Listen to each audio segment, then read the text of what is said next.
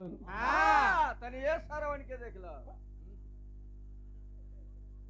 नहीं ओने क्यों नहीं कर नहीं ओने हमने के ना कहली झगड़ा ना लगावल जला देखो वो समय के बाद तुम सरवण एगो उ सरवण रहलन एगो भाई सरवन लोग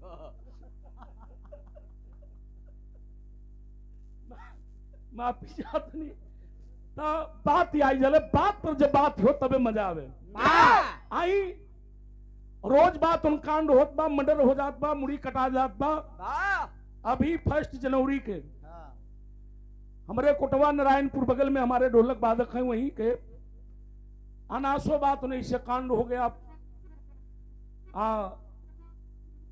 टांगी से बात उन काट दिए सब और भाग का गिला से पेट्रोल टंकी पर एक आदमी पेट्रोल भरावत रहल तो कहले भैया गड़िया से हमनी के छोड़ दे मर्डर करके आए ले जा राय साहब रहलन कहल कि यार मर्डर किए हो तो यहाँ कहाँ हम गाड़ी से छोड़े जब मर्डर कैले वाले लोग तो थाना में जाए के चाहिए अभी अब दरोगा जी को फोन कर रहे हैं मनलो से के टांगी की दोनों अखिया बहरिया आ गए वो वही जब मर गए तो रोज कांड होत बा लेकिन ऐसा कांड आप लोगन के सुनावत नहीं सचमुच आके दूध के दूध पानी के पानी हो जाएगी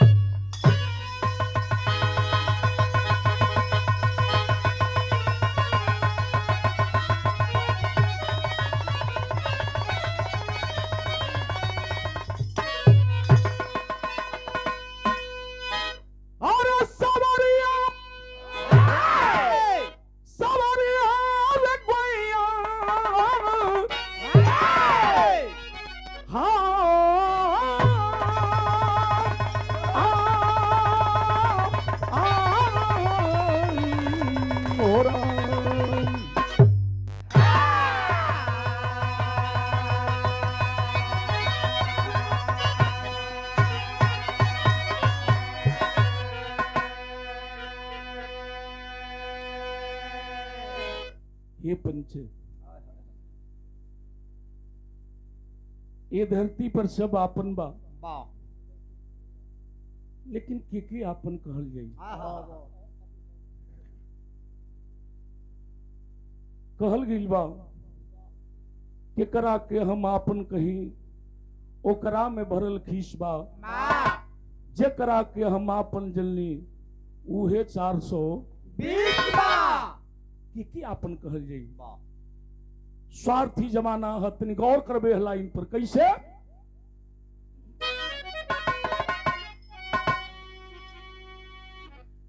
कौन अपना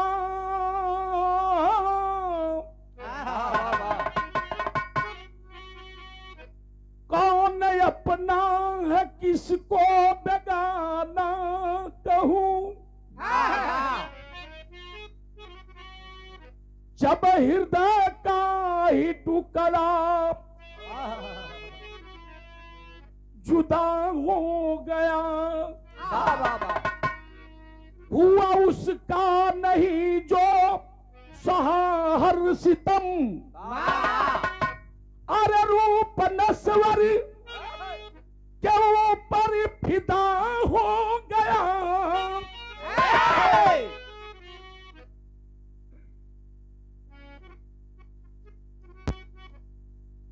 नस्वर के ऊपर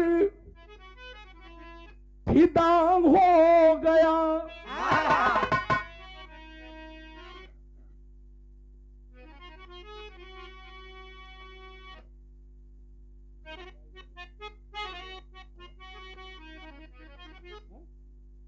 पीर से नीर बहता तो रुकता नहीं अरे प्यार है कि अब मोहब्बत में झुकता नहीं राम विलास की व्यथा की कथा क्या कहूं काट की तना भी दो दर्द दुखता नहीं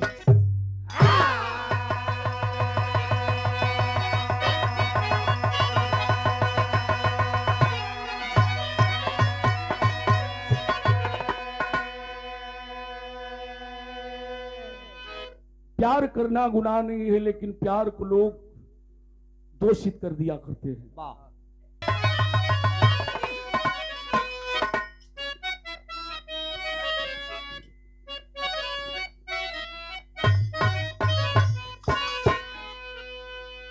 स्वर्गीय रामदेव गुरु, स्वर्गीय बुल्लू उस्ताद, हमारे बलिया के बाला उस्ताद, हाय हाय हाय हाय स्वर्गीय परशुराम उस्ताद, एमएलसी साहब, स्वर्गीय बेचन उस्ताद अपनी जवानी काल में ये धुन के गावन क्या गावे कि अरे ये मेरे, अरे तो ये मेरे हम नसी चल कहीं और चल चल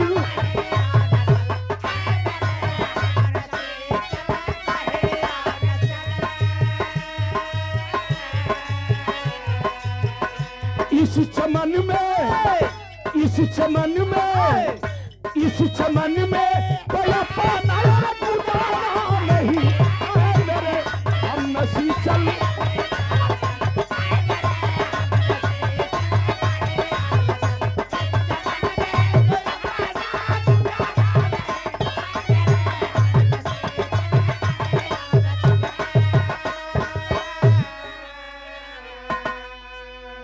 लेकिन भाव कितना बढ़िया है बाबू, तनी गौर करेंगे क्या?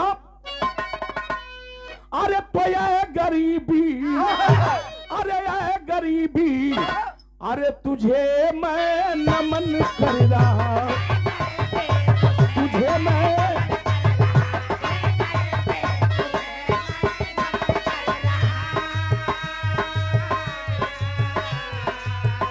मौत भी तेरे, मौत भी तेरे नहीं, गरीबी तुझे मैं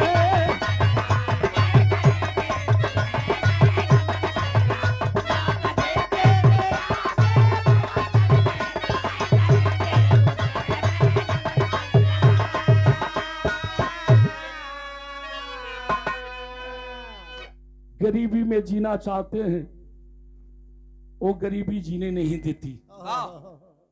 पूछिए उस गरीब से जियो, गरीब इस जाड़े में एक वस्त्र के लिए तरस रहा है, एक रोटी के लिए तरस रहा है, उसके ऊपर क्या गुजर रही है बाबू? वो गरीबी की व्यथा है क्या? अरे तो ये गरीबी तुझे मैं नमन कर रहा, अरे मौत भी तेरे आगे अरे मुअस्सर नहीं, अरे तो प्राण देना, अरे तो प्राण देना भी चाहा निकलता नहीं।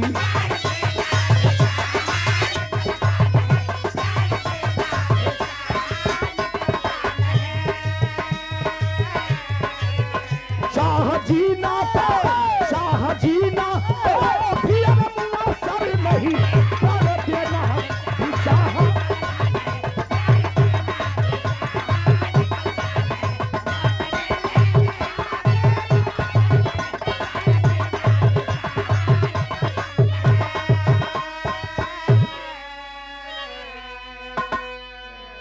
अगर मरना चाहते तो गरीबी मरने नहीं देती, जीना चाहते जीने नहीं देती। यहीं से विरह की कहानी की शुरुआत हो गई। कांड विरह के मतलब ही होला कहानी स्पष्ट समझ में आ जाए, साफ साफ पैना लेखा विरह झलक जाई, जैसे आप लोग फिल्म देखिला। बैठ जाए भैया, बैठ जाए।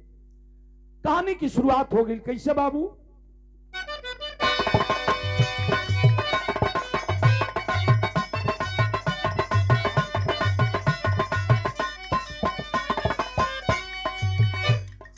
अरे तो ललर ला रे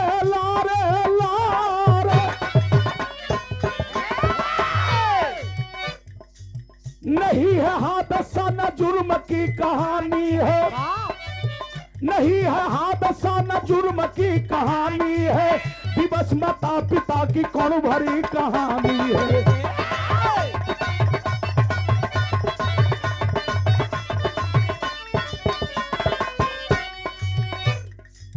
जिला प्रतापगढ़ यूपी में एक निराला है, पितर बटेर के कारण वो शान वाला है।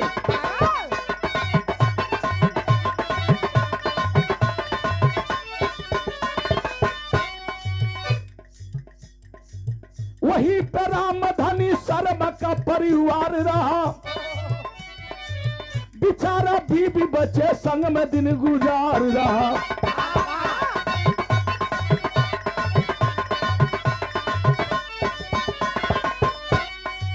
नारी लक्ष्मी से पुत्री एक ही कुलदीप रहा, नारी लक्ष्मी से पुत्री एक ही कुलदीप रहा, नाम प्यारा सा बाबू उसका भी संदीप रहा।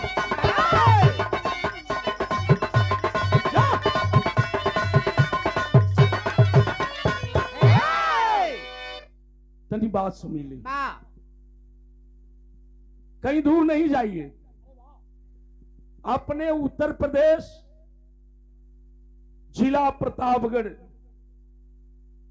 जहां के राजा भैया विधायक हुआ करते हैं,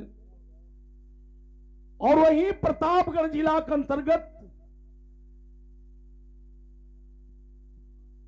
एक गांव है, जो ना गांव का नाम बताओगे, नोनियापुरा। भैया भैया बैठ जाइए, आप कोनो कमी नहीं है, आज उन कमियों में वही तुम सुबह पूरा कर दे। अब तनी भी रहा समझ ली, यहां हमनी के पहलवानी के, कुश्ती के, क्रिकेट के, वॉलीबॉल के सब दीवानगी है। वैसे बात उन प्रतापगढ़ जिला में तीतर बटेर के बड़ा शौकीन हुए।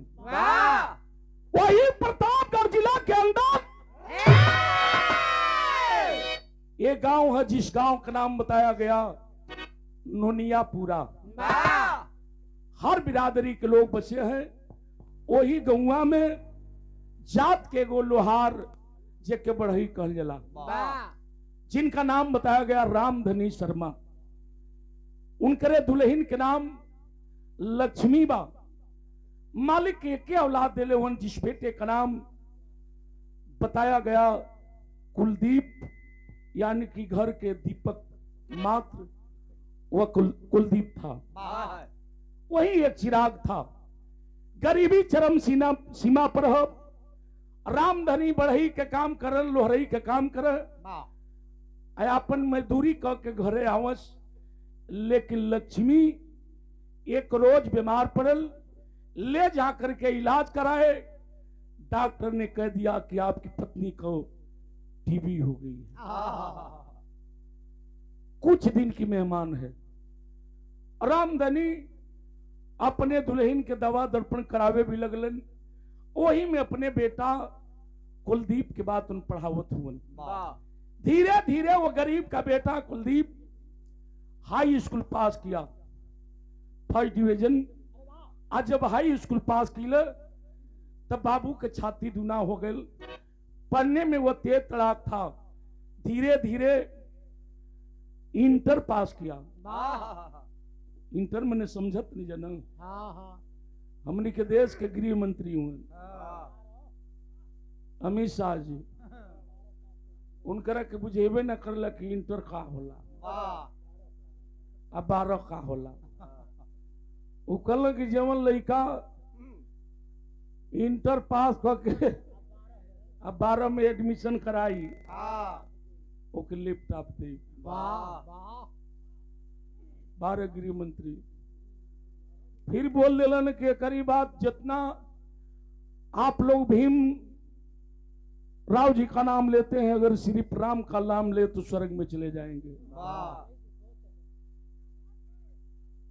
12 मेरे देश के गृह मंत्री, जिन्होंने आजादी दिलाए, हमें हक हुक्म दिलाए, हमें बोलने की आजादी मिली, आज फिर वही हम सबको गरीब और वही पन्नू मजदूर बनाना चाहते हैं। मित्रों, अब नहीं सजग होगी तो कब होंगे। लेकिन दुख के साथ करना पड़ रहा है। खाली 5 किलो राशन परेशान कर दे, मिटा दीजिए, वही दशा हो जाएगी। फिर कमर में झाड़ू बांट देंगे, राह चलना पड़ेगा तो मिटाना पड़ेगा। लेकिन अब हम लोग वैसे नहीं, हमारे भी बच्चे शिक्षित हैं, पढ़ा लिखा समाज हो गया है। और पढ़े लिख के समाज होते हुए भी हम लोगों को सोचना है मित्रों। वाह भैया भैया भैया सच्चाई है और बाबा साहेब की देन है कि आज हम लोगों को बोलने के और गाने का और खाने की आजादी मिली है, वाह नहीं तो आजादी नहीं मिलती। खैर हम विचलित नहीं होना चाहते विरह से। लड़का धीरे धीरे बात उन इंटर पास किया,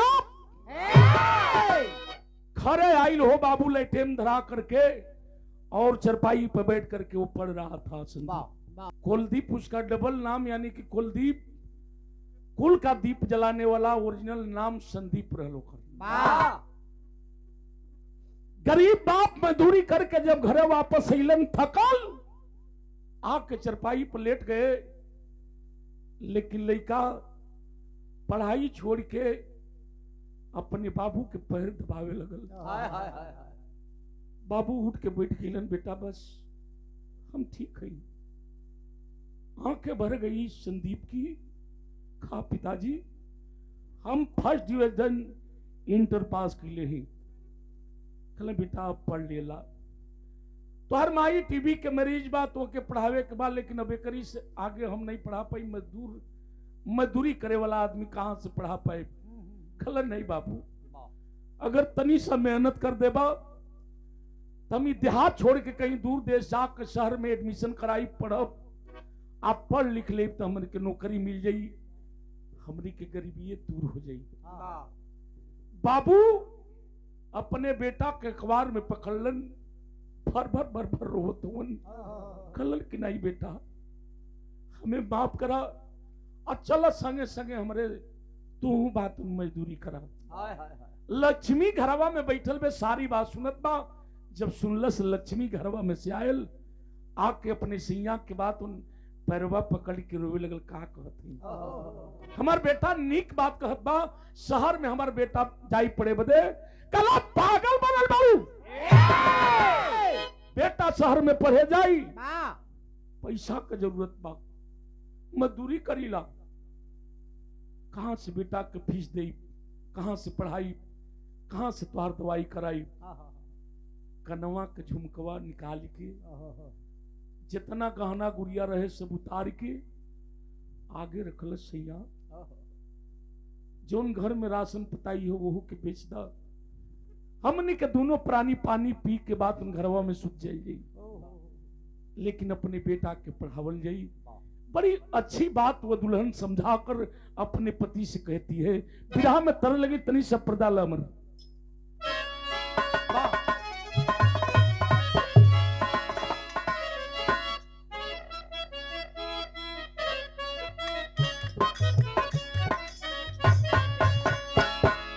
बड़ा रच के माता बहनी गावेली का गई हम कयन की अरे भला होई सन, अरे भला होई सन तिल कोहरू न देखली हो राम जिया कोरे भाका धो।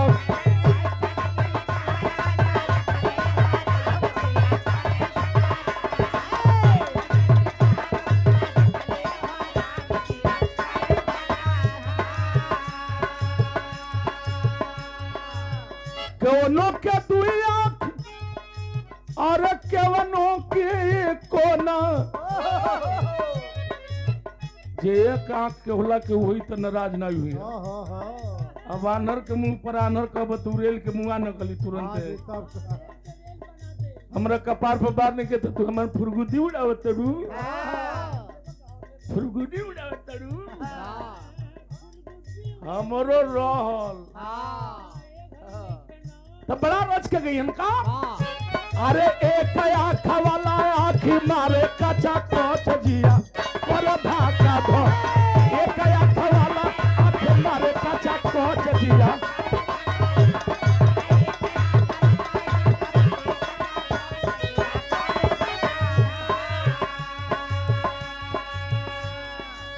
लेकिन तरजिया ले मजा बिरहवा में है। भाव कितना बढ़िया समझावत बदुल इनका। अरे बबुआ, अरे बबुआ के भेजा सहरिया हो राम काम होई चकाचक।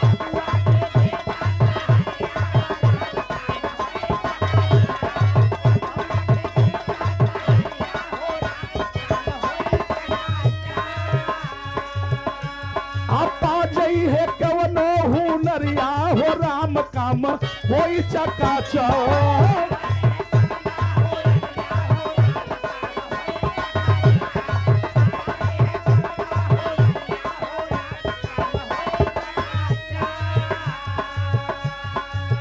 बाजैया साहेब के केवनो नौकरिया केवनो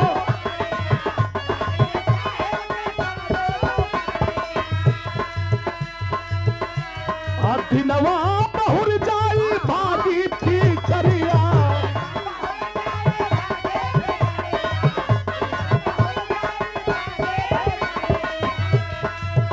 फला ना लिख दे लंबी उमरिया हो राम काम होई चकाचौंध।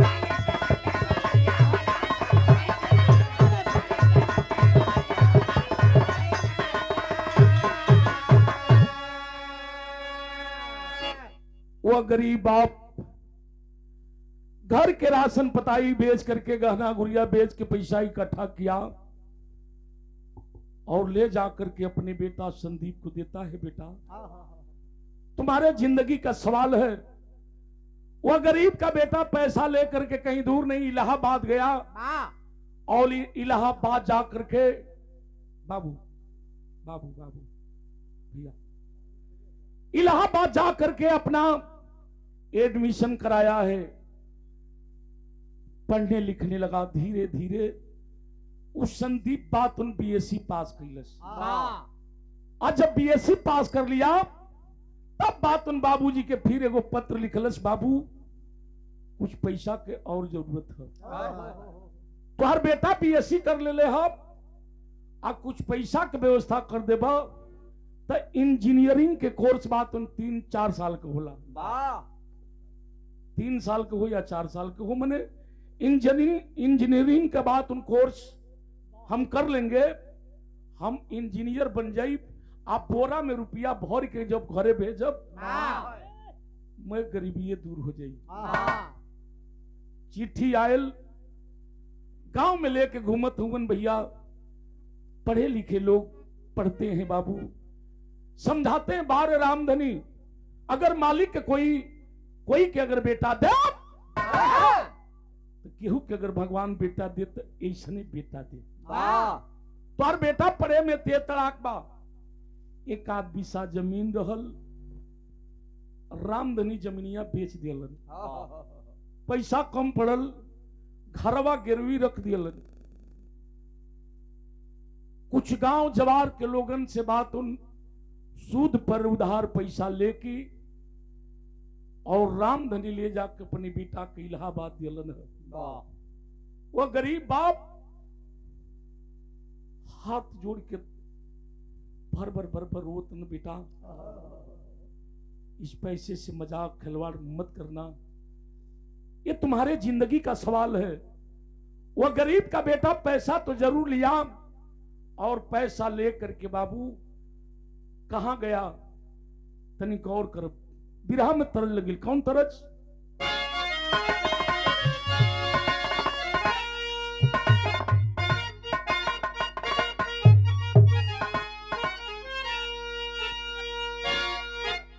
कुछ ऐसा धुन आ जाली बतैबे के लिए कि हमारे बेचन उस्ताद खाली हंस दे। अच्छा एगो बात हमारी याद पड़ गई। मीनाक्षी जी कहते कि तनी ये खाली दांत दिखा दो। दांत का भइल बड़ा यहाँ ले गनीमत है भैया बहन। अब वही दतलो नहीं खा। का बताएं? हे मालिक अगर गावत ना सकी हम बानी 17 बलमुआ 23 साल के। अब तू खाली हमारे दतवे के कपड़ा के फेर में पड़ल बड़ू। कुद्दत बड़ा घर कुद्दत हवा कूदक अरे अभी ठीक ठाक है, चिंता मत करिए। अब भगवान करे कि ऐसे ही बात भरोसा के बनौले रह। दांत का देखले बड़ू तो हमारी याद पड़ गई। तोरे और से एगो बैल भैया किन के हम लेके गेल। ये रसूलपुर कहीं बनो। यही रसूलपुर से भैया हमारे पहलवान आदमी बैल किन के लेके बड़ा सुघर है सारे। और रहेगा के तो कुछ बुझबे ना करे। कली भैया इतना बढ़िया बैल कहाँ से लिया दिला? कल भरोसा मत पूछ, बड़ा कम में कब 2500 में हो। वाह हम कहली तब ले चल, खेत में ले गेली जा, खेत में ले गेली जा। पाला धराइल आ जब हकलन तो इतना कुलाच के बढ़िया चलल, हाँ एकदम डांड पकड़लस, घुरिया के आइल। हम कहली जाछे तो जाए दो, बहुत बढ़िया बैल बा। और साला घुरिया के आइल, जहां से हरवा चलल रहल वही जया के फिर चिताने गिर जाता। वाह अरे हम कहली क्या ये ददी को खाओ गए, तो उहे ओकर रहे।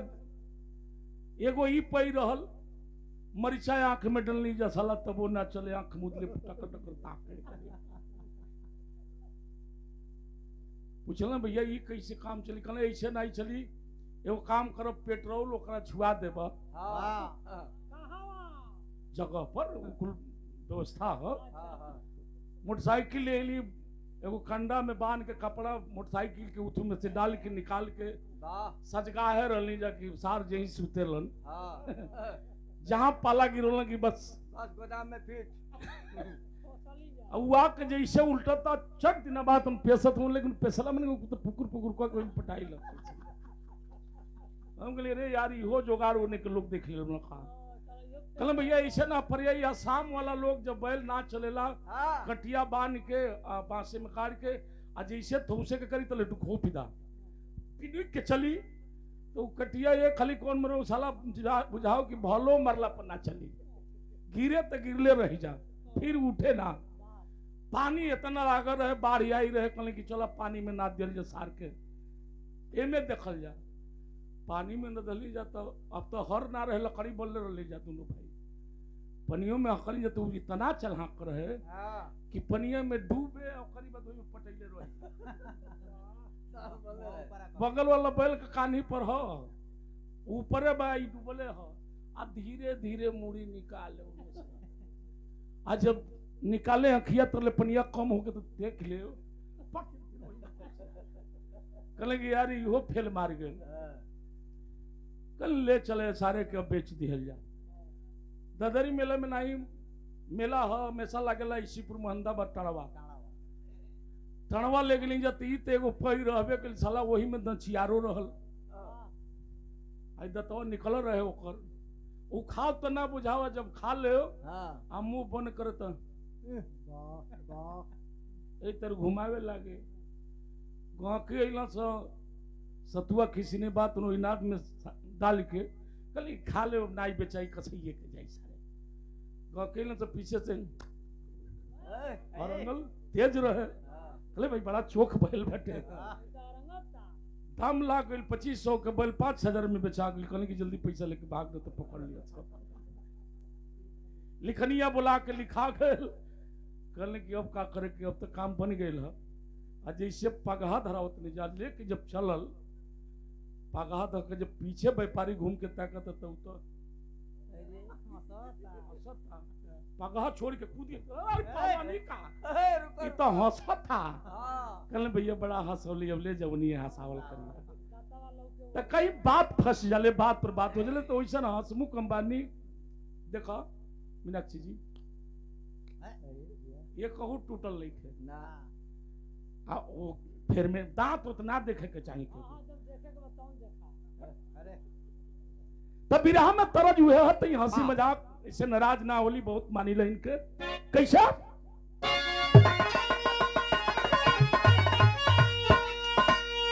अरे तब अच्छी तना रात बीती, रात बीती, अरे लगले होई भिनसार रजऊ कर जाऊ, अरे बहरा जा मो भूखल बनी अतवार। जा करके इंजीनियरिंग कॉलेज में अपना एडमिशन कराया। आज जब एडमिशन करौलस पढ़े लगल, धीरे धीरे संदीप का पैसा खत्म हो गया। 2 साल कोर्स हुआ था, बैठ करके रो रहा था, मेरी लाइफ, मेरी जिंदगी बेकार हो गई। वही समय ओएनजीसी कंपनी के बाद उन अधिकारी आ गए, मैनेजर आ गए, ऐलान हुआ कि जो लड़का फर्स्ट डिवीजन आएगा उसे इंजीनियर के पद पर रखा जाएगा, वाह वाह लेकिन परीक्षा पास करेगा तब। वाह सुतार बैठ गेली हो, परीक्षा दिलस और परीक्षा दिया तो अव्वल नंबर फर्स्ट डिवीजन बात उन संदीप आ गया। वाह आज जब फर्स्ट डिवीजन आई तो मैनेजर बुला करके थपथपाते हैं पीठ, वाह बेटा वाह वाह पढ़ने में तेज तड़ाक हो। आंखें बरस पड़ी संदीप के, कल बाबूजी मेरी लाइफ खत्म हो गई यहीं से। क्यों? रोने लगा, मेरे पिताजी गरीब है, मजदूरी करते हैं, मेरी माँ टीबी की मरीज है, घर गृहस्थी सब बेच करके उधार पैसा लेके बाबू दिहलन, लेकिन ये साहब अब मेरे पास पैसा नहीं है ताकि मैं अपना कोर्स पूरा कर सकूं। मैनेजर साहब कहते हैं बेटा निराश ना हो, जिसका कोई नहीं होता उसका मालिक हुआ करते हैं। वाह हमें इसी वक्त लिखित दो कि तुम्हारा कोर्स पूरा होते इंजीनियर का किसी गैर कंपनी में जाकर के नहीं काम करोगे, लिखित के अनुसार मेरे कंपनी में आकर के इंजीनियर के पद पर काम करोगे। वाह और आज से ही ओएनजीसी कंपनी पूरा तुम्हारा खर्चा बहम करेगी। वाह बाहर मालिक जे के दिलन हो भैया छप्पर फाड़ के दिलन, हाँ। लेकिन नतीजा का निकल बा अरे तरुण की मैं इंजीनियर वाली, तरुण की मैं इंजीनियर वाली, अरे करत पढ़ाई यार बबुआ दूसरी,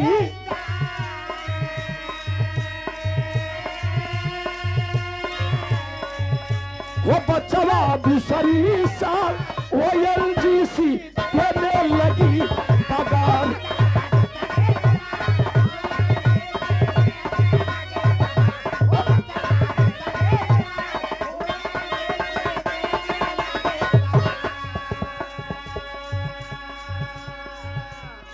ओएनजीसी पगार देने लगी। लिखित के अनुसार संदीप को अपने कंपनी ओएनजीसी कंपनी बुला लेती है। नतीजा कब है? अरे पास परीक्षा होते नौकरी जा चेन्नई में लागल हो,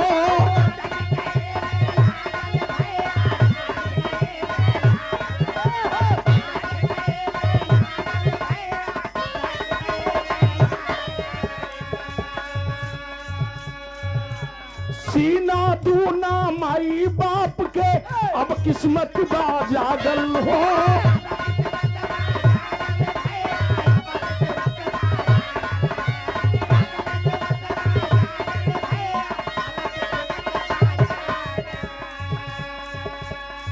अरे तवनिया अधिकारी पुत्री से, अरवनिया अधिकारी पुत्री से भैलन है नाचार बबुआ दूसरी,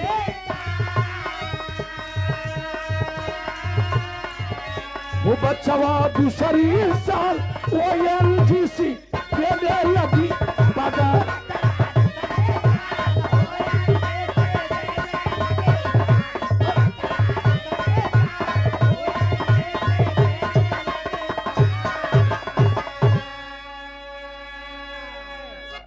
संदीप अपना कोर्स पूरा किया। लिखित के अनुसार ओएनजीसी कंपनी अपने कंपनी बुला लेती है, वाह ऐसे कि पूरा खर्चा वहन करती थी। लिखित भी दिया था।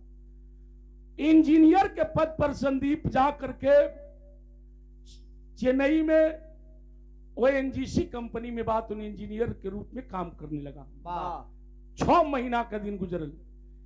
चिट्ठी लिख के घरे संदीप भेजा, बाबू चिंता मत करिए, माई चिंता मत करिए, तो हर बेटा इंजीनियर हो गई बा। ओएनजीसी कंपनी बात उनमें बोले बा, यही में काम करत नहीं, पैसा रुपया होई तो हम घरे भेज दी, माई के दवा दर्पण करी है। अब मजदूरी कैला के जरूरत तो ना बा, हम खुद बात उन कमा के रुपया बोरा में कस के दे। बाबू मतारी खुशवन गांव जवार मथार सब ये कहे कि बार संदीप हे मालिक केहू के बेटा दे तो इसने बेटा दे। गांव का क्षेत्र का नाम उजागर किया है। वाह लेकिन 6 महीना बीतल था, मैनेजर साहब अपने कंपनी में कथा कवोलन, उसी में अपने फैमिली के साथ पूरे परिवार के साथ गए। मैनेजर साहब के मालिक एक ही बेटी दिले रहलन जिसका नाम बताया गया सालू। वाह इन्हें हवन होता, पूजा पाठ होता, और सालू बिटिया घूमते घूमते चली गई उस जगह जहां जिस चेंबर में बैठ करके संदीप कुछ लिखने और पढ़ने का काम कर रहा था। वाह जब सालू की नजर संदीप पर पड़ी तो खड़ा होकर एक टक होकर देखते रहे।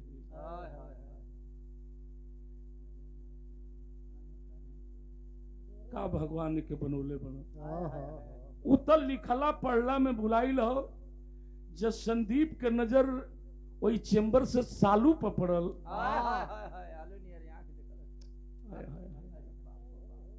काय कर फराक बा, फिर मुड़िया के से लिख ले, कहीं दादा नौकरिया न चल जा।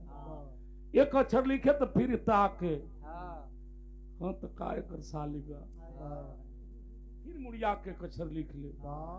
दोनों के बाद तुम धीरे धीरे नैनचार हो गया, और नैनचार ही नहीं हुआ, दोनों का प्यार हो गया।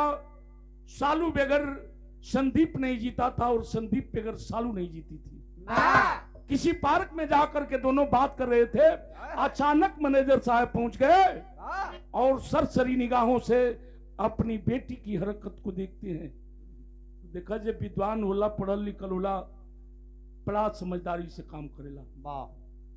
हाला ना कैलन, बोलौला ना, कुछ कहला ना, देख करके लौट कर वापस आ गए, बंगले पर चले गए। वो सुबह कंपनी गए और बुलाते हैं इंजीनियर संदीप को, और बुला करके कहते हैं संदीप जिस पत्तल में खाते हो उसी में शर्म नहीं आती तुझे? कहा कि सर मैं बात नहीं समझा। मैनेजर साहब कहते हैं ये बताओ किसी सालू लड़की को जानते हो? तब तक पैर से जमीन खिसक गई। साला ये नौकरी रहल, नौकरियों गए। गलत दुआई सरकार के कान पकड़े थे साहब। हम इतना गौ आदमी है कि क्यों लड़की क्यों नजर उठा के ना ताकीला।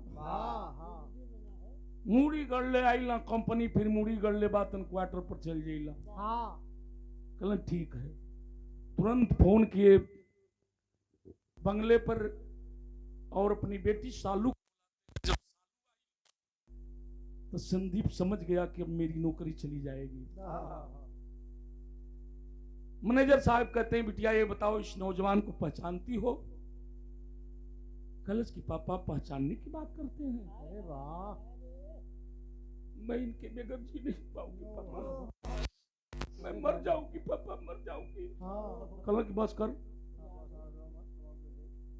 संदीप भी जान गए कि अब तक कम हो गए। उसी रोज तुरंत ऐलान किए कि परसों तुम दोनों की शादी राम जानकी मंदिर में संपन्न होगी। चिट्ठी तो घरे लिख के भेज दिले बा, में आता पता कुल बा, फोन नंबर बा। घरे माई बाबू जाना तो हमारा बेटा ठीक ठाक है, इंजीनियर हो गई बा, लेकिन बेटा किधर प्रेम हो गए। इतना ही नहीं, सालू का और संदीप इंजीनियर का विवाह राम जानकी मंदिर में संपन्न हुई। रस्मों रिवाज के अनुसार दहेज के रूप में बंगला दे दिए, फॉर्च्यूनर गाड़ी दे दिए, साइकिल दे दिए। बेकरा से मिल जा जहां फॉर्च्यूनर के बात भी आ बारे अमर पहले वही पंचर बनावत रहे, वही के ख्याल पड़ ये पंजरा ना बनाओ। नहीं दोष नहीं खे। एक रियुआ दुगो भाई रहना सब मोहन सोहन। मोहन के बियाह भई रहे आ सोहनो के बियाह बात मोहन के बाद उन जन दुल्हन ने ओकर छोटकी बहन से तय हो गई। तनी ऊपर बका रहल सोनू चाचा हिले वाला उहे आइल तनी बुरबका रहे तो ओकर बाबू कहलक देख भाई वजनदार चीज मंगे है। लड़का अक्सर जाके खुआना जान सब बेटिया कहले भैया खा ल पौना कहीं तरकारी लेबो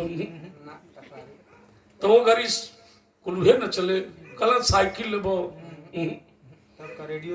रेडियो लेबो टेप लेबो तना उतर ताके कि बाबू कहले बन की वजनदार चीज मंगी है कब वो मड़ई में ताकत कब वो मड़ई में ताकत कब वो मड़ई में ताकत बेटिया कहलन से तब सिकड़ी लेबो कहीं उहो के हलुक लागे कहलन सर ही तो आखिर का लेबो बोलबो करबो तो ओकर नजर वही मड़ई में पड़ल जो ना मड़ई में बात उन बिना एगो गणास के बात उन छपटी काटे वाली मशीन रहे चार गो टांग रहे तो मैं दूगो सरले रहली सर सोच गिल के कर ले वजनदार अब नहीं मिली कुछ कल जब न्यानवा काटे वाली मशीनियत देते जब उठाओ से लादा सब ले जा तो तक कहाँ से करे बेचारा सोचलस कि दोनों काम हो जाए वैसे एक नहीं समझ में आवत बा कि फॉर्च्यूनर में और साइकिल में कितना अंतर है ए भैया तो हम संतोष पागल ना है तक कहीं बात आई जले जिया से ई संतोष पागल नहीं अमर हो बात आई जले तन विराह पर आजी काम गड़बड़ा जी बात आ गई विराह पर शादी संपन्न हुई सबको ऐशो आराम बात उन मैनेजर साहब अपने बिटिया को दहेज के रूप में दे दिए नतीजा का निकला तन विराह में तरह कैसा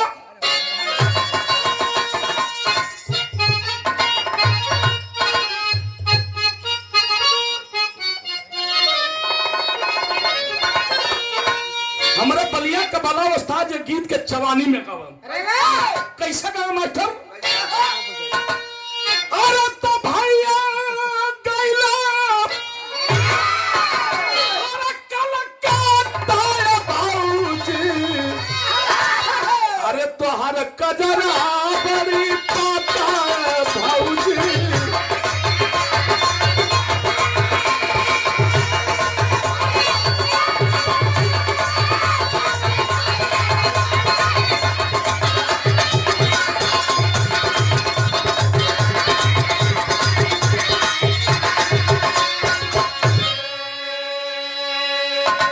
चलो उस्ताद भी लहा के गाँव का हालत जवानिया से गरिया अरे है छूटल हो राजा अरे जनिया में गरिया छूटल हो राजा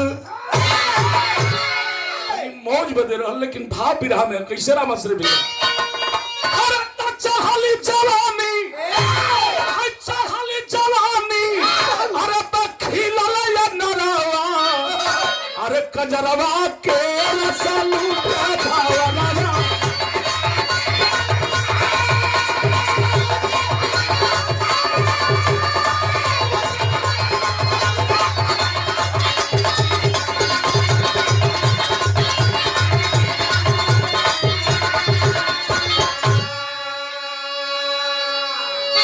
और अपने 100 रुपये का तो ये बाकी तोरो ज्ञान बा ज्ञानी आदमी है आप देखी कितना बढ़िया भाव बा ऊ पचफकेवा चमच छला क छम छम पायल बजावत आवे ले खा ले तो देखो कौन रही मेरा रोली तो कहियन से कि राजा जी हमर सीटू हाँ ये कुल अटपटा कुल कहिया सब आज जहां लड़कोर भइल अरे नातिया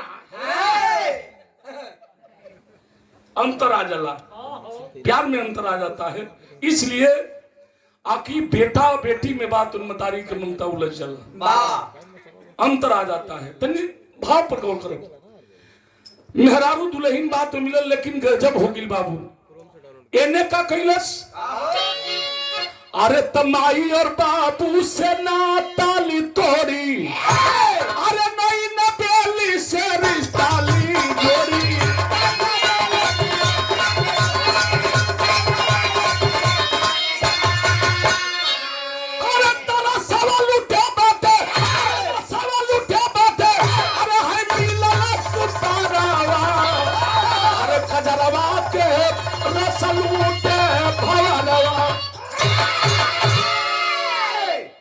हमार बिरहा के धरोहर यह रल हो साथी आखिर वह गरीब का बेटा भूल गया उस दिन को, भूल गया उस गरीबी को, भूल गया अपने मां की बीमारी को। वह संदीप भूल गया अपने पिता को जिन्होंने मजदूरी करके पढ़ाया लिखाया था। माई बाबू रोवत हुए।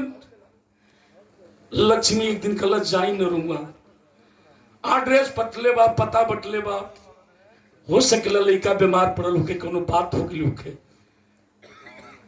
रामधनी कल किराया ना बा, कल बेटा इंजीनियर बा, केहू के दरवाजे पर जाई 500 रुपया मांगब तो लोग 5000 देवे के तैयार हुए।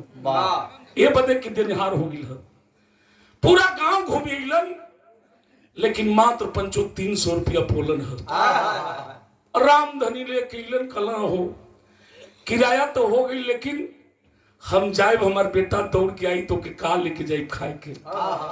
घरवा में तनी सा राशन रहल, आटा रहल, वही के बाद मार के आ 2 लिट्टी से कलश आ लिटिया सेक के उनकर गमछवा लेके वही में बांध दिलस, नमक मरचा रखलस, कलश सैया लेके जाई। हमार बेटा गरीबी में पलल बा, उछानत बा कि गरीबी का होले। रामधनी के सपना है बेटा जाई गोड़ लागी, धोती कुर्ता किन के देई, माई के समाचार पूछी, गांव नगर के समाचार पूछी। जब चलन है लक्ष्मी कलश ध्यान रहे, बेटा सही नहीं बताइए कि तोरे गम में बात मतारी चपाई पकड़ ले बा। हमारे बेटा के आंसू नहीं रुकी। चला है बाबू ओ समय कभी बहाव दिलन बिरहा के गीत है, जिस गीत पर कल्पना जी हिट कर गई और प्रथम गीत रही। का गौले रहली? गौले रहली कि अरे जब से चढ़ल बात हमारी जवनिया, अरे ये गोयनार बेमार सारी दुनिया। तरजिया ले मजा बिरहवा में का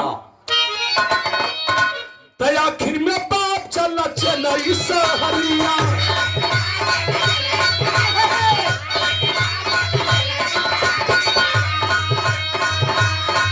अरे खोजा का पूछा बेटा के दुआरिया।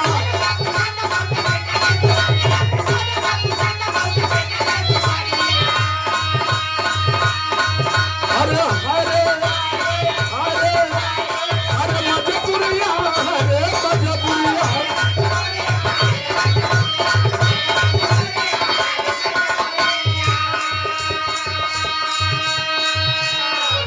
वह गरीब बाप जा करके चेन्नई स्टेशन पर उतरा, चिट्ठी निकलन, कलम बाबू तनी बता दे हमके जाए के। पढ़े लिखे लोग बताए कि बाबा इसी रोड को पकड़ करके जाएंगे। आगे बढ़लन है, फिर चिट्ठी निकलन, दिखौलन बाबू तनी बता दे।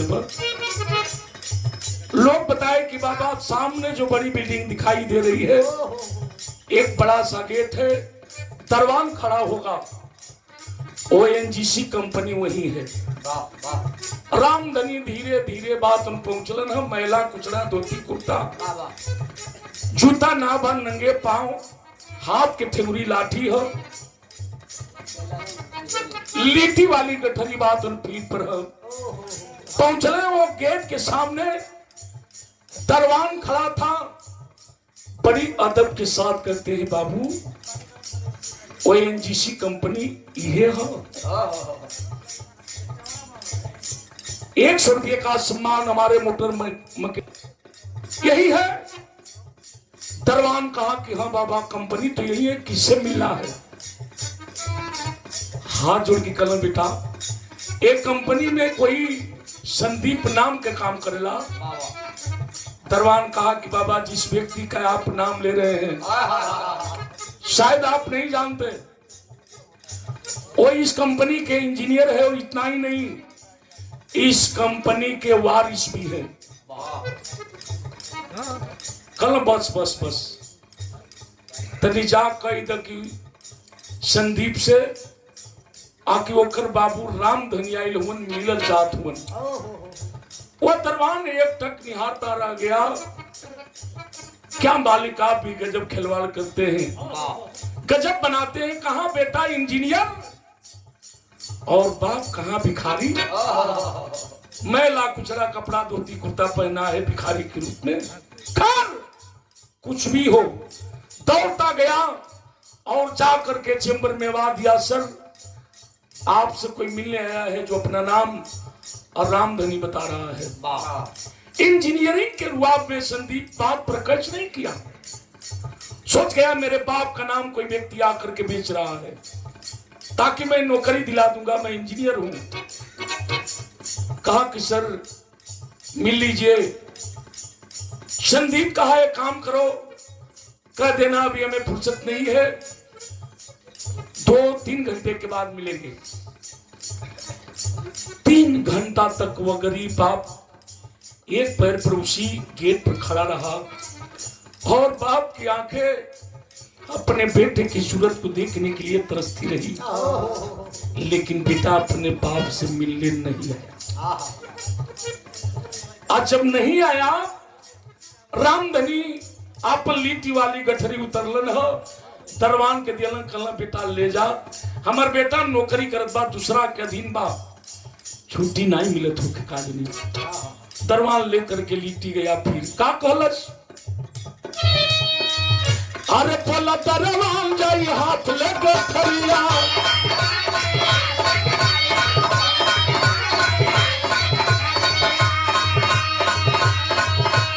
आई इंसान एक लगला भिखरिया।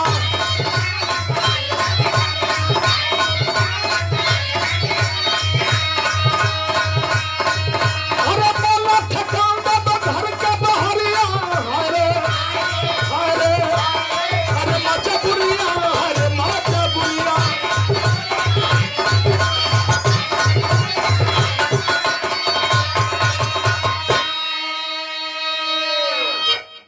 लीटी का गठरी लेकर के गया। कहा सर मैं आग्रह करता हूं मिल लीजिए, शायद आपके पिता हूं। और इंजीनियरिंग के रुआब में वो गठरी फेंक दिया और कहा कि ले जाओ बूढ़े को दे देना और कह देना कि जब कंपनी की छुट्टी होगी तो हम आकर मुलाकात करेंगे। जैसे आगे बढ़ा, फिर इंजीनियर बुलाया और कहा एक काम करो, तुम्हारे कमरे के बगल में कोई कमरा है खाली? कहा कि है, लेकिन टूटा फूटा कचरा भरा है। कहा कि बस ले जाओ उसे और ले जा करके उसी में बैठा देना और बता देना कि जब शाम को छुट्टी होगी हम आकर मुलाकात कर लेंगे। कहला अनुसार आकर के बात उन दरवान ले जा करके उस कोठारी में बैठाया। कहा बाबा इंतजार करिए अपने बेटे का। वह गरीब बाप बैठ करके ताकता रहा उसी क्वार्टर में, घुसुक के कबूतरिया पर आके ताकस के बेटा आ जाए। धीरे धीरे बाबू सूर्य अस्त हो गया, शाम हो गई, बेटा नहीं आया। बेटा कंपनी से छूटा, अपने फॉर्च्यूनर गाड़ी में बैठा, सीधे बंगले पर गया और बाप की आंखें तरस रही अपने लाल अपने बेटा की सूरत को देखने के लिए। रामधनी लीटी वाली गठरी रख के वही जाके कुछ मार के वही जा लेटल हुए। और रात को घड़ी 7, 8, 9 बजाने लगी। जब 10 बजने लगा, रामधनी सोच गिलन कि साहेब लोग हमारी बेटा की छुट्टी ना दिले हुई लोग, नहीं तो हमारा लाल अब तक आ गई रहते। आखिर दूसरे का अधीन है, नौकरी कर रहा है, मजबूर है। सोचत हवन रोवत हवन, लेकिन मित्रों वो तो बेटा बंगले पर ऐशो आराम अपने नई नबीली दुल्हन के साथ कर रहा है। रात को 10 बजा है, तब उसका दिमाग गया उस जगह कि आखिर मुझसे कोई कंपनी में मिलने आया था, मैं नहीं मिला, कम से कम चल कर देख तो लूं कि जो इंसान मिलना चाहता है वो इंसान है तो कौन है। दुल्हन से बहाना करके बंगले से उतरा, अपने ड्राइवरी करा है, गाड़ी लेकर के चला। दरवान के कमरे से कुछ दूरी पर ही गाड़ी खड़ी किया और उतर करके छुट्टी के चाल गए। जिस कमरा में थे रामधनी, सोचता है अगर मेन दरवाजे से जाता हूं तो इंसान पहचान लेगा। कम से कम मैं खिड़की से झांक कर देख लूं, जो इंसान मिलना चाहता है वो इंसान है तो कौन है। बहनी लोग, ए बहनी तनी है तो कौन है। जब खिड़की से झांक कर देखत बा संदीप, तो व्यक्ति मिलने वाला कोई और नहीं नेताजी, बल्कि संदीप के पिता रामधनी थे ही। दिखता है मैला कुचड़ा कपड़ा पहने हैं, किकुरी मार के लेटल उन मच्छर काटो तुम सब, आंख से आंसू छलकत बा।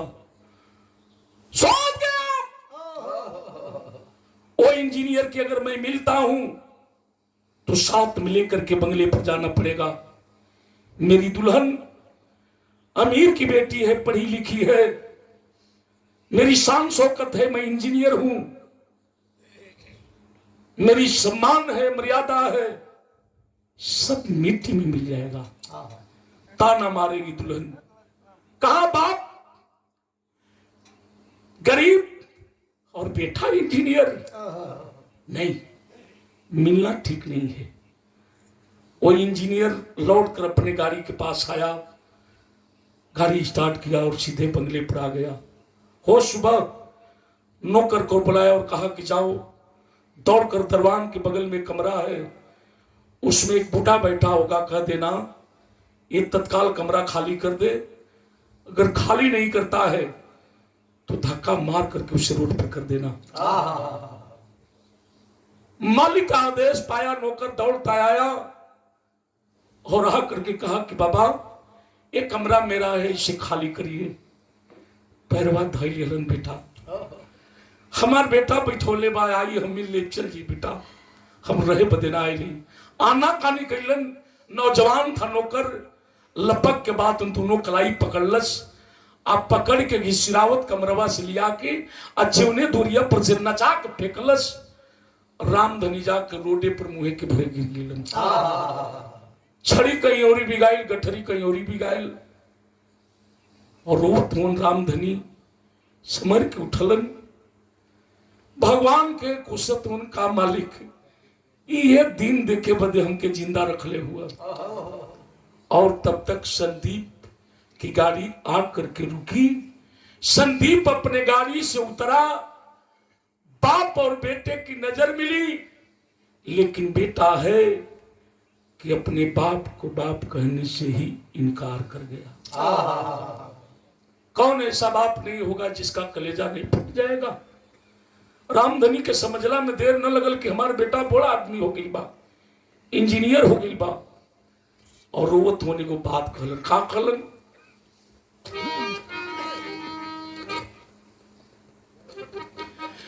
कहलन कि कुहका तो छातिया, अरे बाबू विपत्तिया मेरा माधानी,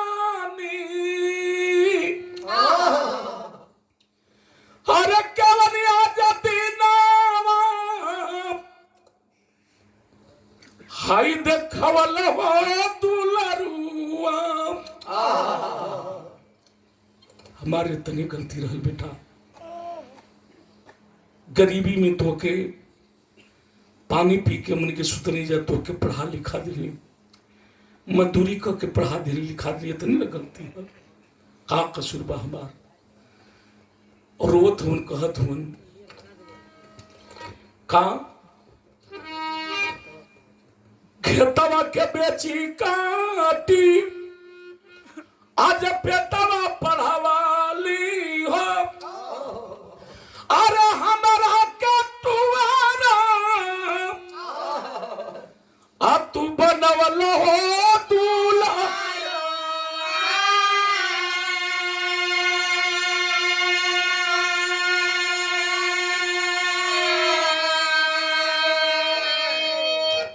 इहो ना पूछला। और बहुत रुपये का सम्मान भैया की तरफ से भर लगे, पैसा रुपया बा कि ना। अरे पगला, हमके नहीं पूछला, लेकिन जीवन मतारी 9 महीना तो के गर्भ में पल्लस। अब तोरी याद में, तोरे चिंता में मतारी बात उन चरपाई पकड़ ले बा कहत हुवन कि बटिया जो हाथारो जा अघरवा मतरिया बा अरे पूछल न नाई का आज खबरिया दूल्हा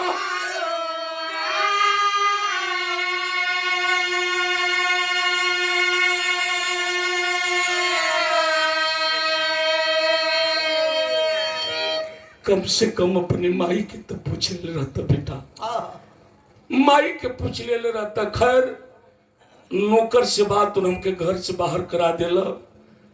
बाप मतारी अपने बेटा के बदुआ कबो ना दिलन। हम जात ही बेटा जात ही, लेकिन एक बात और कहलन का कि कही दिया जाए बात अरे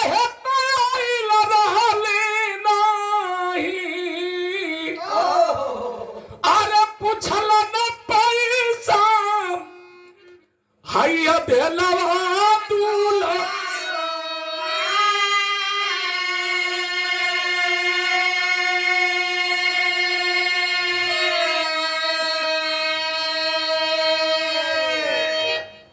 हम जात हैं बेटा। है तोर माई लिट्टी बना के दिले रही है, ल खैया चाय कुकुर के डाल दिया और लिट्टी दे करके रामधनी चलन। दो फाल चले तो मुड़ के ताकस एक बार सिर्फ मेरा बेटा हमें बाबू कह दी, हमार छाती जुड़ा जाई। हमरे लाल एक बार पिता कह करके हमरे छाती से लग जाते। लेकिन रामधनी रोज जुत हो चलन। हमारे विराह का आखिरी धुन बा। एक बात और कलन का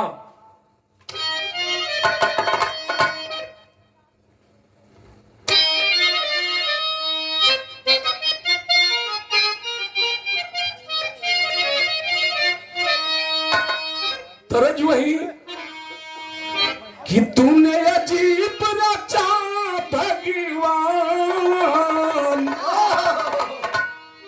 हो, तूने अजीब रचा भगवान खिलौना माटी का।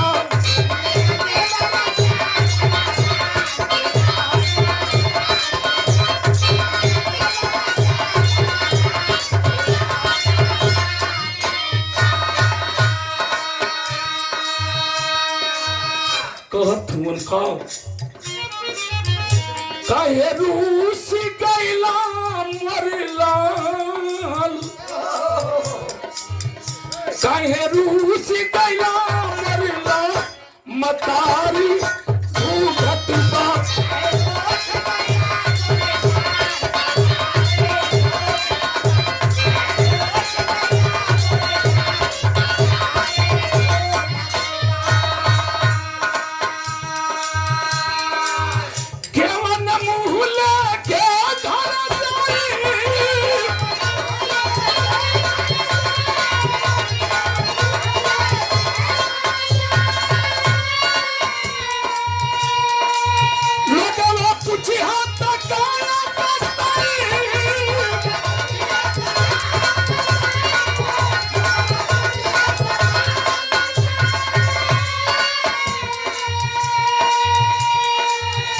आज मोरा लेखे दुनिया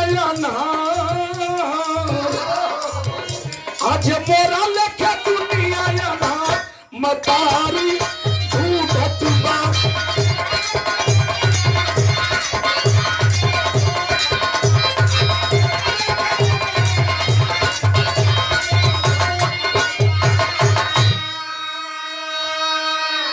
रामधनी रोते बिलकते धोते। भैया भैया बाबू तन रुक जाइए, बाद में चाय चला दी भैया, तुम 5 मिनट बस, बाद में चाय चलिए।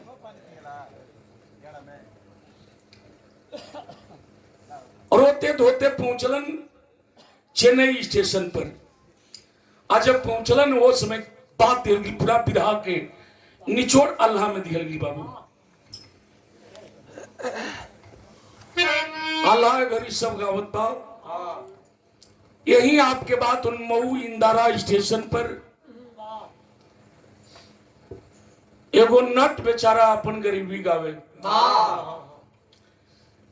जब ट्रेन आकर के रुकती थी तो अपन गमछा बिछा दे, ढोलक खोल के बैठ जा। जब यात्री उतर के जाए लगे तो वो अल्लाह गावे लगे।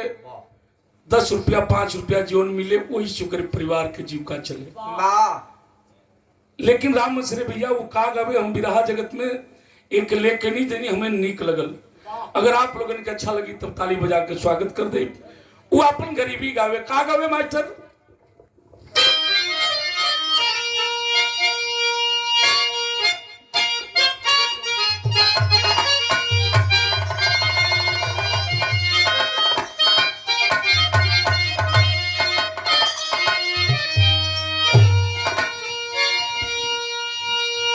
ऐसे बैठ जा। बढ़ी पहलवान बढ़ी। भैया अरे हम नट है। दूध लिया दूध। उगावे का गावे? अरे तो पूरा परिवार पंच,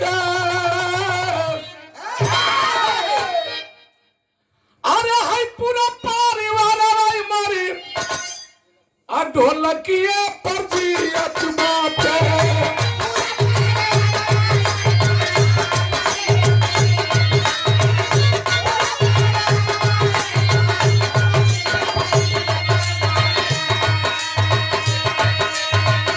जिंदगी में दूसर नहीं चली रोटी पवन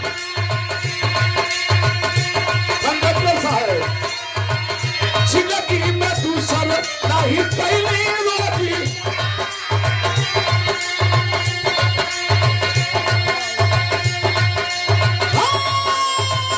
खाना होकर तू नहीं मोरी तू और ये जैसा पत्ता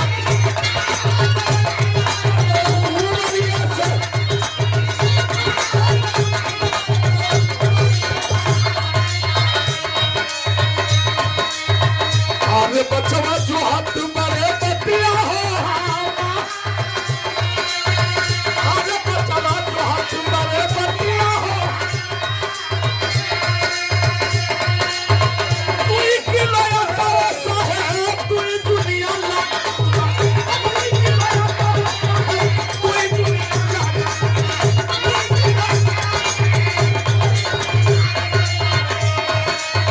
तो बचा के बचवा हमारा करे लगिया। तो बचा के बचवा हमारा करे लगिया। आई हो बसैया कैसा बिहाला गरीबी, हो बसैया कैसा बिहाला गरीबी।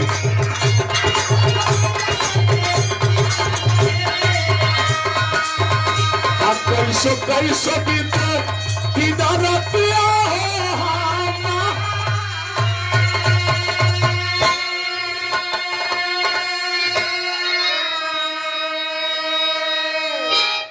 यही गरीबी वह गाता था।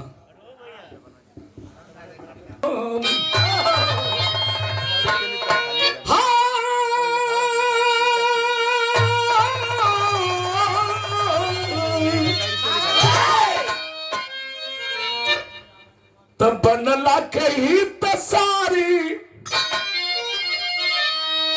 अरे है दुनिया का हाल पंचो।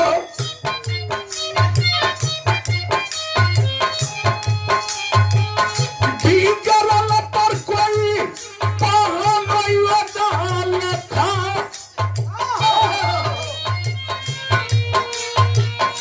मनवा मरी के पादल रमदान चली ओ भैलल। धीरे धीरे गैलन स्टेशन पर आई।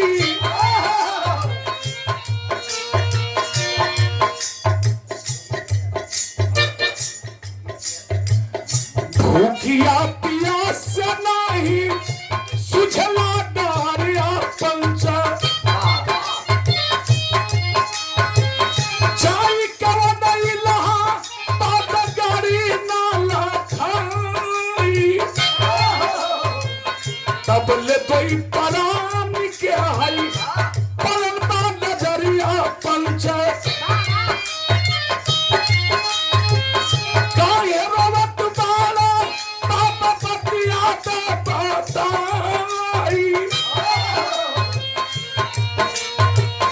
सच में कहाला जेकर कोई ना सहारा बाबू, आखिर में सहारा ओकर होले धुना। भूखन प्यासन अब उनके कुछ समझ में नहीं आवत बा। दुल्हन बीमार, बेटा धोखा कर दिया, सोच सोच के और स्टेशन पर बैठ के रोवत हुन और ओला के मारे अब उनकर दिमाग काम ना करत बा कि हमरे तरफ गाड़ी जाई तो कौन जाई। स्टेशन पर बैठकर चेन्नई रो रहे थे, तमाम गाड़ी आ रही थी जा रही थी। एक गाड़ी आ करके रुकी, यात्री से खचाखच भरी, यात्री उतर रहे थे, चढ़ रहे थे, लेकिन ठीक खिड़की के सामने दो प्राणी बैठल हुए ट्रेन में। नजर पड़ी, अपने पति से कहती है सैया मनई धोती कुर्ता में हुए, एक मतलब कि हमनी की तरफ के हुए। चली ना पूछ ले काहे रोत हुए। मर्दा कहा चुप रहा, मेरा जात लसरा चल गुस्सा नहीं सैया रोवत हुन। पूछ लिया पूछला में का भइल बा। दोनों प्राणी उतरे गए और जा करके आंसू पूछती है, रोने लगी। बड़ा मेहरारू दयालु होली। बाबू काहे रोत हुआ, तोरे साथ में कोई नहीं बा, का बात बा, कहां जाए के बा। और रो करके रामधनी जब सारी बात विस्तार से बतौलन है, तमाम स्टेशन पर लोग उस गरीब बाप की बात सुन रहे थे।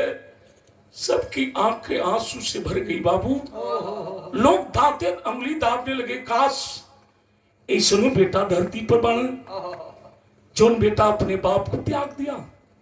मत रोई, कहां जाए के बा। कहला बेटी हमके प्रतापगढ़ जिला जाए के, लेकिन समझ में नहीं आवत बा हमरे बदे कौन गाड़ी आई, कौना पर चढ़ के जाई। कलश मत रोई, हम दोनों प्राणी संगम पर जा रहे हैं इलाहाबाद, और आप मेरे साथ हम लोगों के साथ चलिए। पॉकेट में हाथ डाल, कहला बेटी पैसा रुपया ना बा, कहां से टिकट कटाए। कलश की मत रोई बाबा, मेरे पतिदेव रेलवे विभाग का कर्मचारी है, आपका पैसा नहीं लगेगा, टिकट नहीं लगेगा। दोनों प्राणी मिलकर के अपने सीट पर बैठाए, लेकिन रामधनी के आंसू थमत ना बा और रोवत इलाहाबाद आ गिलन। और इलाहाबाद से लोकल ट्रेन जाती है प्रतापगढ़ जिला के लिए। वही लोकल ट्रेन में ले जाके दोनों प्राणी बैठौलन, बैग खोल करके निकाल करके 500 रुपया देने लगी। बेटी समझ करके आप ये पैसा रख लीजिए, बड़ा बुद्धि के काम आई, कुछ खा पी लिया, कुछ खैला है ना। रामधनी कल की नहीं बेटी, बस भैया भैया बाबू ए पहलवान क्या कर रहे हो, देर से दिख रहे हैं। इतना बात समझाने पर तुम्हें असर नहीं हो रहे बाबू, जिसके ऊपर पड़ता है वही जानता।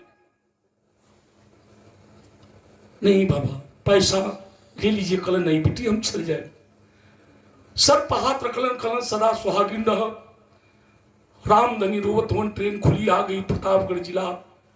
अपने जिला पर उतरलन, उतर के बाद उन जाके जीप पकड़लन, और जीप पकड़ करके जब चट्टी पर गए, जिसे आप लोगन के चट्टी है, तो गाँव जवार के सब जुटल है, चाय चू पियत बा।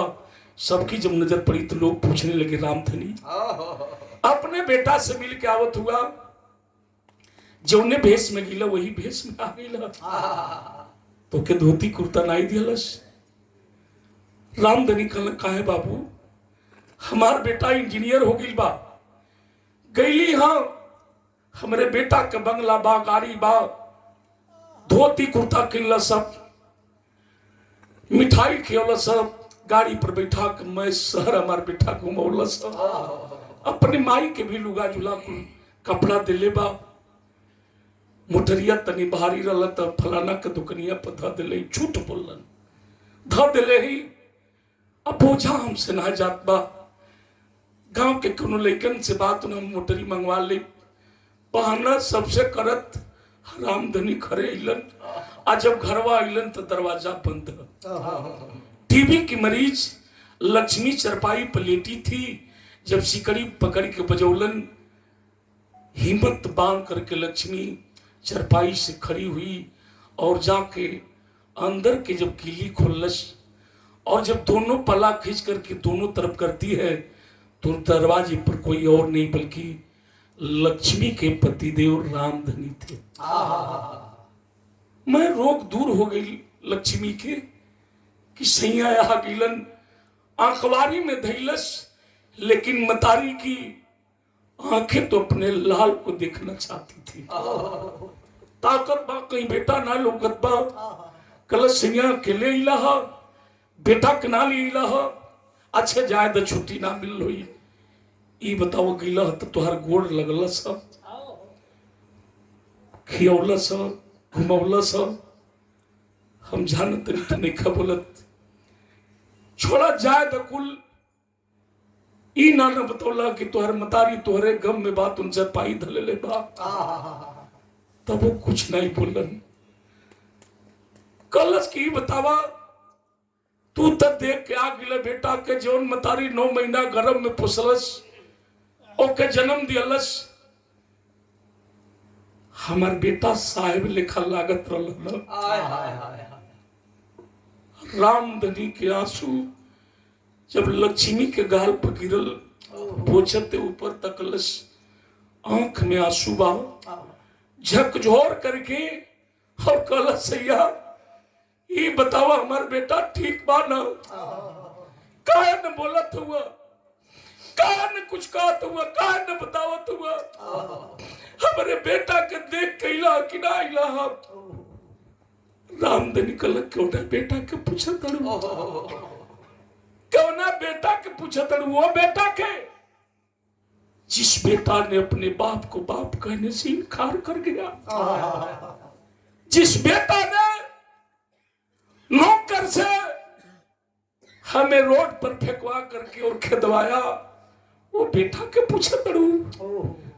अजब इतनी बात लक्ष्मी सुनी बाबू, छतिया पीट के हाय बेटा कह के चिता नहीं गिर गई।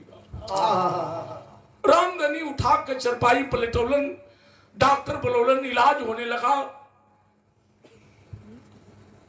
डॉक्टर साहब कहते हैं रामधनी अगर अपने पत्नी को बचाना चाहते हैं तो आपको अपनी बेटी को लाना होगा।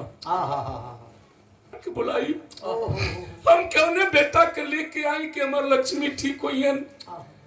होश में आती है लक्ष्मी, हाय बेटा कह रही है।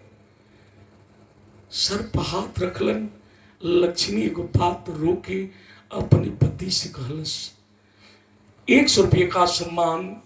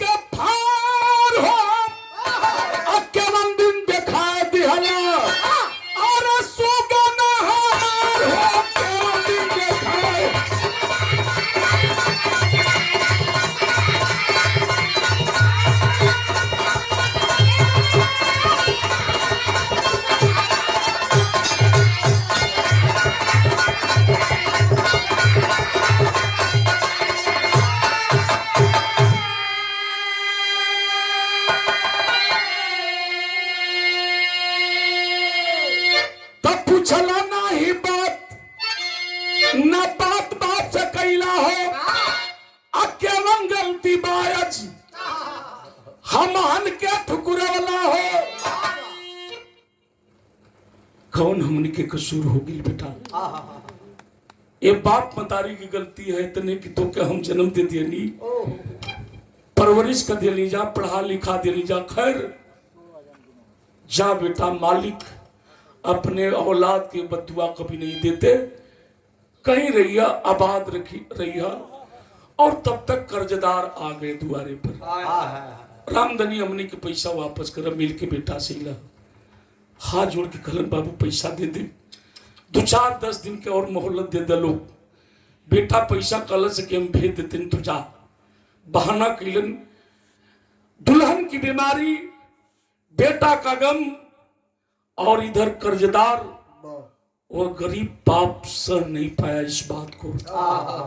मार्केट गया और जा करके जहर की 2 पुड़िया लेकर आया। रात के बेला में जब गांव के लोग खा पी कर सो गए तो एगो जहर के पुड़िया गिलास में घोर के अपने दुल्हन लक्ष्मी से कहलन खिला ला पीला, डॉक्टर साहब दवाइया दिले हुन ठीक हो जेबू, हम तो के लेके चलब बेटा से मिला दे। दवा समझ करके लक्ष्मी पी गई। तड़प तड़प करके बाबू अपने प्राण को त्याग देती है लक्ष्मी। एगो जोन पुड़िया बचल रहल ओके घोर के बाद तो राम धनी भी पी गईलन। वो तड़प तड़प करके उसी घर में बाबू अपने प्राण को त्याग देते हैं। सुबह हुआ, दिन को 10 बज गया जब आहट दोनों प्राणी के ना मिलल।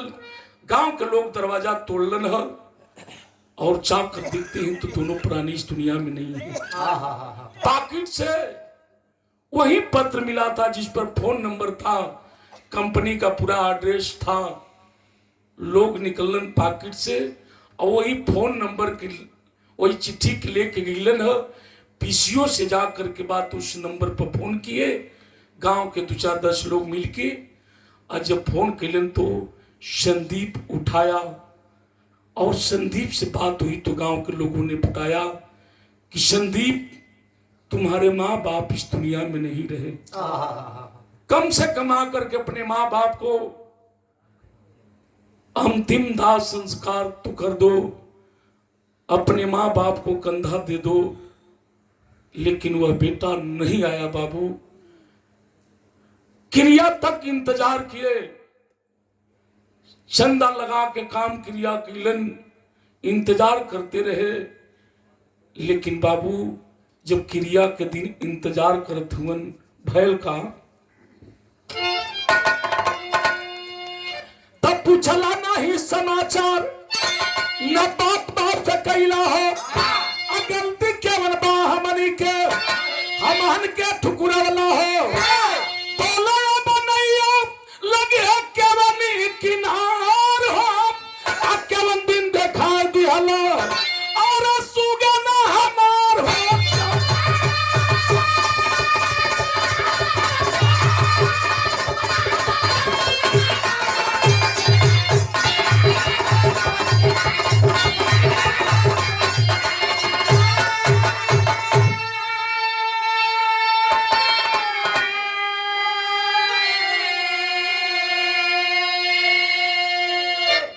आखिर क्रिया भी बीत गया लेकिन संदीप लौट कर नहीं आया। विरह का शीर्षक रहा केकरा के हम अपन कहीं ओकरा में भरल खिसबा, जेकरा के हम अपन जनली उहे 420 हे पंछी के आपन कहल जाई। कुसुमपरा स्वामी गुरुजतु देऊ जी गुणकारी, कथन करे कबीराम विलास बालाजी बने पुजारी। अरे नेवरिया क्या बनी घाट पर लगी, अरे तगाता या